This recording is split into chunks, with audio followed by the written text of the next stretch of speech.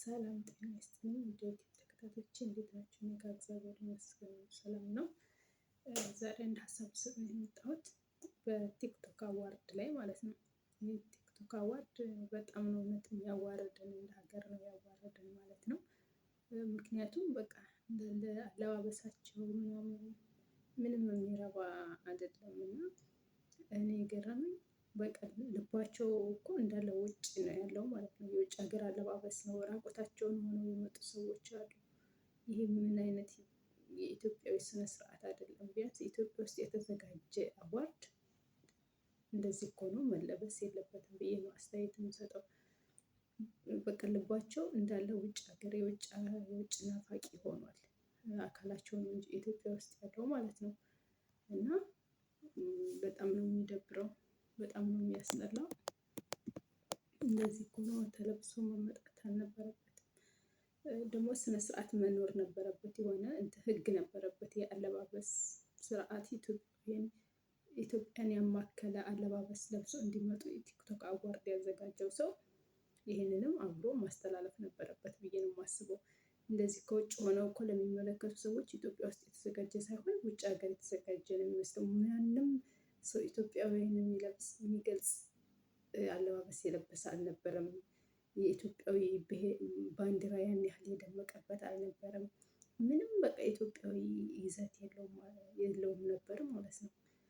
እና እዚህ አሁን ውጭ ሀገር ስንኖር አሁን ዩኤኢ ለምሳሌ ባህላቸውን እያከበሩ ነው። በጣም ነው የሚያምረው። በየቦታው ሲያከብሩ የባንዲራቸውን ይዘው ነው የሚሄዱት። ልብሳቸው ራሱ ባንዲራን ፀጉራቸው ላይ የሚያደርጉት ራሱ የሀገራቸውን ባንዲራ የሚገልጽ ነው። ኢትዮጵያኖች ግን ምን ሆነው ነው እንደዚህ የባንዲራ እጥረት ያለ ይመስል ምንም ባንዲራ እንኳን ያለበት ልብስ ለብሰው የመጣ ሰው የለም ነበረ። ያን ያህል ሁሉም ራቁቱን እና የውጭ ሀገር ናፋቂ ሆኖ ነው ማለት ነው። እና የቲክቶክ አዋርድ ሲዘጋጅ ኢትዮጵያ ውስጥ ሲዘጋጅ ቢያንስ ኢትዮጵያዊ መምሰል አለበት ብዬ ነው እኔም እንትን የምለው ማለት ነው። አስተያየት የምንሰጠው ከአለባበስ ጀምሮ፣ ከስነ ስርዓት ጀምሮ፣ ከሁሉም ጀምሮ በቃ ኢትዮጵያዊ ባህሉን የተላበሰ መሆን አለበት ነበረ። እና ይሄም እንትን ለወደፊቱ ሲዘጋጅ ይሄም ደግሞ ታሳቢ መሆን ነበረበት። ባህላችንን የሚገልጽ እምነታችንን የሚገልጽ መስቀል አድርገው የማይሆን ነገር ራቆት መሆን ማነው የፈቀደው? ማነው እንደዚህ ያደረገው? ከላይ መስቀል አንጠልጥሎ ከታች ራቁት መሆን በጣም ነው የሚያስጠላው፣ በጣም ነው የሚደብረው። ኤቫ አሁን የለበሰችው ልብስ ራቁቷን ነበረች፣ ግን መስቀል አድርገዋል። እና ወንዶችም ደግሞ የሴት የሚመስል ልብስ ቀይ ጋውን ምናምን። ይሄ አሁን የየት ስርዓት ነው? የየት ሀገር አለባበስ ነው? የት ሀገር ኢትዮጵያ ብሔር ብሔረሰብ ቢኖራትም የማንኛው ብሔረሰብ አለባበስ ነው ቀሚስ ለብሶ መምጣት ማለት፣ ራቁት ሆኖ መምጣት ማለት ነው። ይሄን ነገር ሁሉም ሰው በጣም የሚያስጠላ የሚደብር ነው ማለት ነው።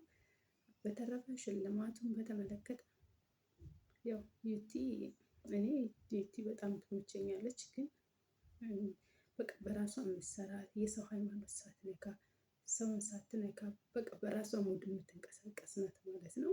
እና አንዳንዴ ራስህን ሆነህ ስትኖር ከፍ ባትልም ግን ደግሞ የውስጥ ህሊናና ደስታ ይኖራል ብዬ ነው የማስበው። እሷ ቢያንስ ሽልማቱን እንኳን ተቀብላ ወደ እናቷ ጋር ነው የሄደችው እና እናቷን ለማስደሰት ያደረገችው ጥረት በጣም ደስ ይላል።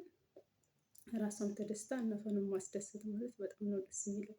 እና አንዳንድ ነገሮች በጣም የሚያስጠሉ ነገሮች አሉ። ብቻ ምንም ማለት አይቻልም። ሌላ ጊዜ ግን ሲዘጋጅ እንደዚህ አይነት ነገሮች በጣም ጥንቃቄ ቢደረጉ፣ ኢትዮጵያዊነት የሚገልጹ ቢሆኑ። በተረፈ የእነ ማስተር አብነት ዶክተር አብይና መልእክተኛው ያደረጉት ነገር ደግሞ በጣም ነው ደስ የሚለው ማለት ነው። በቃ ኢትዮጵያዊ ባህል እና ኢትዮጵያዊ እንደዚህ ነው መሆን ያለበት። አንዱ ለአንዱ መተሳሰብ፣ አንዱ ለአንዱ ማድረግ። እኔ በጣም ነው ያንን እንትን ደስ ያለኝ ማለት ነው። ለዶክተር አብይ ሲሰጥ ሽልማቱ እሱ ደግሞ ለማስተር አብነት ደግሞ ሲሰጥ እሱ ለመልእክተኛው ያደረገው ነገር እኔ በጣም ነው የተመቸኝ። የኢትዮጵያዊ ትክክለኛ ባህልና ወግ መተሳሰብ እንደዚህ ነው ማለት ነው። አንደኛችን ለአንደኛችን ማሰብ፣ አንደኛችን ለአንደኛችን መተጋገዝ ነው። እና በቃ ትክክለኛ ሰዎችን በዚህ ድርጊታቸው እኔ ተመልክቼበታለሁ። በጣም ጋጥ ወጥ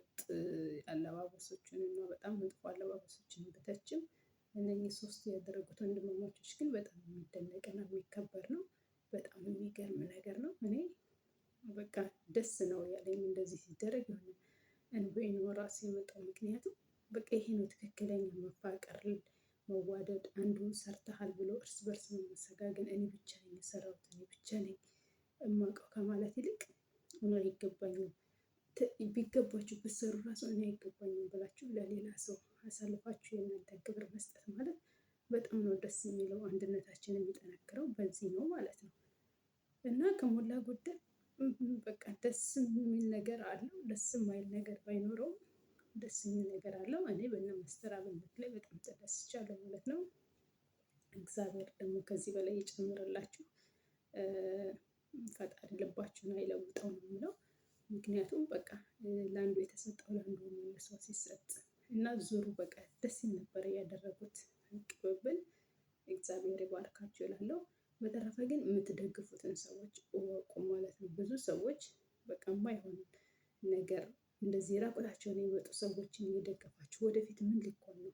በቃ ኢትዮጵያ ውስጥ እኮ እነኚህ ታዳጊ ልጆች ያሉ ቲክቶክ የሆነ እንትን አንድን ሰው መከተል የሚፈልጉ ልጆች አሉ። እና ራቁታቸውን እየለበሱ እንዲከተሉ የምትፈልጉት ነገ በውጭ ሀገር ያሏችሁ ልጆች እኮ ነገ ልጅ ትወልዳላችሁ፣ ነገ ትዳር ትመሰርታላችሁ። ነገ የእናንተ ልጆች ማንን ነው ሮል ሞዴል አድርገው የሚከተሉት? እና ይሄንንም ታሳቢ አድርጉበት ማለት ነው። ምክንያቱም የእናንተ ልጆች ማንን አይተው ቲክቶከር መሆን እንዳለባቸው፣ ማንን አይተው የሆነ ዩቲዩበር መሆን እንዳለባቸው እንዲያስቡ ራሳቸው አሻራ ስጥሩ። ላይክ የምታደርጉትን፣ ኮሜንት የምትሰጡትን፣ የምትደግፉትን ሰው ማወቅ አለባቸው ማለት ነው። የህፃን አእምሮ እኮ ከመጀመሪያው ጀምሮ ያየውን ነው የሚይዘው። እና ይሄን ነገር ጥንቃቄ አድርጉ። በቃ ጥሩ ጥሩ የሚሰሩትን ሰዎች ወደ ፊት ለማውጣት ሞክሩ ማለት ነው። ዝም ብሎ አሰስገሰስ ቢያወራ ወይ ደግሞ ዝም ብሎ የሚቀልደውን በህይወትና በሀገር ላይ የሚቀልደውን ሳይሆን ለሀገር የሚጠቅሙ ጥሩ ጥሩ ነገር የሚያስተላልፉ ብዙ ትምህርት የሚሰጡ ሰዎች አሉ። እና ብሩክ ሲቲ የሚባለው እኔ አላየሁትም ማለት ያን ያህል የሚያስተምረው ነገር ግን በጣም ጥሩ ነው። ግን ደግሞ ወደፊት ሲሸለም ምን ሲል በቃ በሁሉም ጊዜ እኔ አላየሁትም ማለት ነው። እና ለምንድነው ምክር የሚሰጡትን ጥሩ ነገር የሚያስተምሩትን ለእኛ የሚያስቡትንም እያበረታታችሁ መሆን አለበት። ፊት ለፊት እኔ ልታይ ያለውን ብቻም ሳይሆን ተደብቀው ብዙ የሚሰሩ ሰዎች አሉ። እና ደግሞ ኢትዮጵያ ውስጥ ነው የሚኖረው አባት ልጁ በሽተኛ ሆና መራመድ የማትችል አለች። አንድ አባት ማለት ነው ቲክቶክ ላይ የሚሰራ 2 መንታ ልጆች ይመስሉኛል። እሱስ ለምን ወደፊት እንዲመጣ አልተደረገም? ቲክቶክ ላይ ይሰራል፣ ታውቁታላችሁ ብዬ ተስፋ አደርጋለሁ። እና የሆነ ልጅቷ መራመድ አትችልም፣ እህት አለችው ከእህቷ ጋር የምትሰራ የሆነ ጭፈራ ይጨፍራሉ ምናምን። እና እሱ አሁን ለእኔ ጠንካራ አባት ነው ማለት ነው። እነኝህን አይነት ሰዎች ደግሞ ወደፊት እያመጣችሁ ወደፊት እየመጡ ከፊት እያስቀደሟቸው ጥሩ ነገር የሚሰሩትን መሸለምና ማበረታታት ግድ ይላል ማለት ነው። ምክንያቱም እንደነዚህ አይነት አባት እንደነዚህ አይነት እናት ስናበረታታ ኢትዮጵያ ውስጥ ፍቅሩም ይጨምራል፣ ለሱም ሞራል ይሆነዋል። እያዘለ ሆነ ቦታ ሲሄድ ራሱ እያዘለ አይቼዋለሁ ማለት ነው። እና እሱም ለኔ አሁን ጀግና አባት ነው ብዬ ነው የማስበው። እና ብዙ ልጆች አሉ የተደበቁ ቲክቶክ ላይ ውስጥ የሚሰሩ ግን ልታይ የማይሉ ማለት ነው። እና እነኛንም ማሰብ ግድ ነው ማለት ነው። የተጨፈረለት ወይ ደግሞ ይሁን የተባለለትን ብቻም ሳይሆን ውስጥ ለውስጥ የተደበቁትንም ማውጣትና ወደፊት ማቅረብ አለብን ማለት ነው። በተረፈ ያው እንደዚህ መዘጋጀቱ አሪፍ ነው። ግን ደግሞ በቃ ለወደፊቱ ታሳቢ የሚሆንበት አለባበሱ ኢትዮጵያዊን የሚወክል ኢትዮጵያዊ የሚሸት ነገር መሆን አለበት ብዬ ነው የማስበው። በጣም የሚያዋርድ የሚያሳፍር የራቁት መንፈስ የተጠናወተበት ሳይሆን እና ደግሞ ፉክክር የሃይማኖት ፉክክር ያለበት ሳይሆን አንዱ ኢየሱስን ተቀበሉ ሲል አንዱ ደግሞ ማርያም የሚልበት ሳይሆን በቃ ስርዓት ህግና ደንብ ያለበት። ጌታቸውን ማመስገን መብታቸው ነው። ሁሉም ሰው አምላኩን ማመስገን ጥሩ ነው። ግን ማስተዋል ያደረገችው ነገር እና ደግሞ አዶናይ ያደረገው ነገር የሆነ መልስ ምት ነገር ነው የሚመስለው ማለት ነው። እና እንደዚያ ሳይሆን ሁሉም ማመስገን ይችላል። የፈጠረውን አምላክ የሚያመልከውን አምላክ ማመስገን ይችላል ኢትዮጵያ ውስጥ እስካሁን ድረስ። ግን ደግሞ የፉክክር እና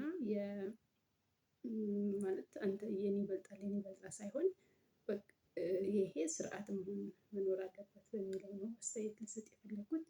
በተረፈ አመሰግናለሁ። ላይክ፣ ሼር፣ ሰብስክራይብ ያደረጋችሁ አበረታቱኝ።